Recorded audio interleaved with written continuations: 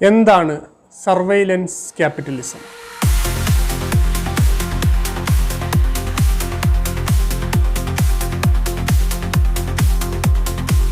മുതലാളിത്തത്തിൻ്റെ സാമ്പ്രദായികമായ ഘടന നോക്കിയാൽ അവിടെ ഒരു പ്രോഡക്റ്റ് ഉണ്ടാവും, കൺസ്യൂമർ ഉണ്ടാവും, മാർക്കറ്റ് ഉണ്ടാവും. ഉൽപാദന വിതരണ ശൃംഖലകൾ, അതിലൂടെ പുറത്തുവരുന്ന ചരക്കുകൾ, സേവനങ്ങൾ, ഉൽപാദനത്തിന് ആവശ്യമായ അസംസ്കൃത വസ്തുക്കളുടെ സമാഹരണം, അവയുടെ സംസ്കരണം, ഉൽപ്പന്നത്തിൻ്റെ നിർമ്മാണ പ്രക്രിയ, ഉപഭോക്താവിനെ കണ്ടെത്തൽ, ഇങ്ങനെ നിരവധിയായ കാര്യങ്ങളാണ് വൻകിട കുത്തക കമ്പനികൾ കാലങ്ങളായി നിയന്ത്രിക്കാൻ ശ്രമിച്ചിരുന്നത്. ഈയൊരു പശ്ചാത്തലത്തിൽ നിന്ന് ടെക് ഭീമന്മാരായ ഗൂഗിൾ, ഫേസ്ബുക്ക് മുതലായ കമ്പനികളെക്കുറിച്ച് ചിന്തിക്കുക. സമാനമായ അർത്ഥത്തിൽ എന്താണ് അവർ ഉൽപ്പാദിപ്പിക്കുന്നത്? എന്താണ് അവരുടെ ഉൽപ്പന്നം? ആരാണ് അവയുടെ ഉപഭോക്താക്കൾ? ചിന്തിച്ചു നോക്കിയാൽ മുതലാളിത്ത ഉൽപാദനക്രമത്തിൻ്റെ പഴയ മാതൃകകൾ ഒന്നും തന്നെ ഇവരുടെ പ്രവർത്തന രീതികളെ വിശദീകരിക്കാൻ പര്യാപ്തമല്ല എന്ന് ബോധ്യപ്പെടും. ഏതെങ്കിലും ഒരു പ്രത്യേക ഉൽപ്പന്നമല്ല ഇവരെ ലോകത്തിലെ ഏറ്റവും സമ്പന്നരായ കോർപ്പറേറ്റുകളാക്കിയത്. ഗൂഗിൾ സെർച്ചും സോഷ്യൽ മീഡിയ ശൃംഖലകളും ഉൽപ്പാദിപ്പിക്കുന്നത് ഇനി സേവനം ആണോ? അല്ല. അങ്ങനെ ആയിരുന്നുവെങ്കിൽ അവർ ടെലിഫോൺ കമ്പനികളെയൊക്കെ പോലെ സേവന ഫീസ് ഈടാക്കേണ്ടിയിരുന്നു. ഗൂഗിൾ സെർച്ചിനോ സോഷ്യൽ മീഡിയ ഉപയോഗത്തിനോ അവർ ഒരു വിലയും ഈടാക്കുന്നില്ല എന്നത് ഓർക്കുക. ഇവിടെയാണ് സർവൈലൻസ് ക്യാപിറ്റലിസം എന്ന പുതിയ സംജ്ഞ ഷോഷാന സുബോഫ് മുന്നോട്ട് വയ്ക്കുന്നത്.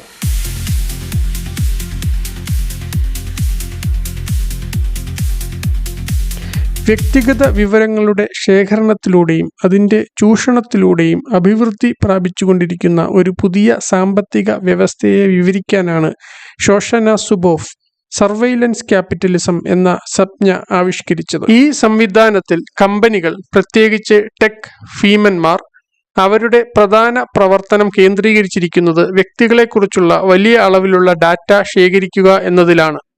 ഇത് ആളുകളുടെ പൂർണ്ണമായ അവബോധമോ വ്യക്തമായ സമ്മതമോ കൂടാതെയാണ് നടക്കുന്നത്.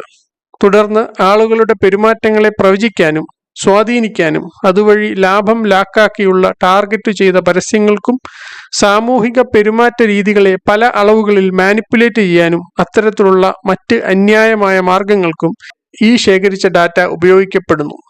ഇതാണ് ഈ കമ്പനികളുടെ പ്രവർത്തനങ്ങളുടെ രൂപരേഖ, അവരുടെ പ്രധാന വരുമാന സ്രോതസ്. ഈ കമ്പനികളെ സംബന്ധിച്ച് പെരുമാറ്റ രീതി വിവരങ്ങൾ, ബിഹേവിയറൽ ഡാറ്റ, നിലയ്ക്കാതെ പല പല ഉറവിടങ്ങളിൽ നിന്ന് വേർതിരിച്ച് എടുത്തുകൊണ്ടേയിരിക്കുക എന്നതാണ് പ്രധാനപ്പെട്ട വെല്ലുവിളി. കാരണം വേണ്ട അളവിൽ ഡാറ്റ ലഭ്യമല്ല എങ്കിൽ പ്രവചനത്തിൻ്റെ കാര്യത്തിൽ കൃത്യത കൈവരിക്കാൻ കഴിയാതെ വരുന്നു. ഈ പശ്ചാത്തലത്തിലാണ് ദൈനംദിന ജീവിതത്തിൻ്റെ ഉള്ളറകൾ മുഴുവൻ ചോർത്തി എടുക്കാൻ കഴിയുന്ന വലിയ നിരീക്ഷണ വലയത്തിൻ്റെ ഡിജിറ്റൽ വ്യൂഹങ്ങൾ നമുക്ക് ചുറ്റും അണിനിരക്കുന്നത്. അവ ഓൺലൈൻ ലോകത്ത് നിന്നും യഥാർത്ഥ ലോകത്തിലേക്കും കൂടി കടന്നു വരുന്നതാണ് പുതിയ കാലത്തെ സാങ്കേതിക വളർച്ചയുടെ മാർഗരേഖ. കാറുകൾ, തെരുവുകൾ, TV, ഗാർഹിക ഉപകരണങ്ങൾ, വാച്ചുകൾ, ഹെൽത്ത് ബാൻഡ് തുടങ്ങി സകലതും സ്മാർട്ട് ആവുകയും വിവര ശേഖരണത്തിൻ്റെ ആഴവും വ്യാപ്തിയും വർദ്ധിപ്പിക്കാൻ യഥാർത്ഥ ലോകത്ത് ഉപയുക്തമാവുകയും ചെയ്യുന്നു. കൂടുതൽ വിവരങ്ങൾ എങ്ങനെ ശേഖരിക്കാം, പ്രോസസ്സ് ചെയ്യാം എന്നതാണ് ഇത്തരത്തിലുള്ള ഓരോ ഡിജിറ്റൽ അപ്ഡേറ്റുകളും സൗജന്യ സേവനങ്ങളും ഇന്ന് ലക്ഷ്യം വയ്ക്കുന്നത്. സാമ്പ്രദായിക മുതലാളിത്ത ഘടനയിൽ ഉൽപ്പന്നവും ഉപഭോഗവും എന്ന പരസ്പര ബന്ധത്തിൻ്റെ അടിസ്ഥാനത്തിൽ മനുഷ്യന് ഉപഭോക്താവ് എന്ന നിലയിൽ ഒരു അപ്രമാദിത്വം നൽകി വന്നിരുന്നു. കസ്റ്റമർ ഈസ് ദ കിങ് എന്നൊക്കെ കേട്ടിരിക്കുമല്ലോ. മാറുന്ന പുതിയ ഘടനയിൽ ആ സ്ഥാനം നഷ്ടമാവുന്നുണ്ട്. വ്യക്തികളുടെ പെരുമാറ്റ രീതികൾ, ആശയങ്ങൾ, മാനസിക ലോകം ഇവയൊക്കെ അസംസ്കൃത വസ്തുക്കളായി തീരുകയും ഭീമൻ കമ്പനികൾക്ക് വ്യക്തികൾ ഒരു തുറന്ന പുസ്തകം പോലെ വെളിപ്പെടുകയും ചെയ്യുന്ന സാഹചര്യമാണ് ഇന്നുള്ളത്.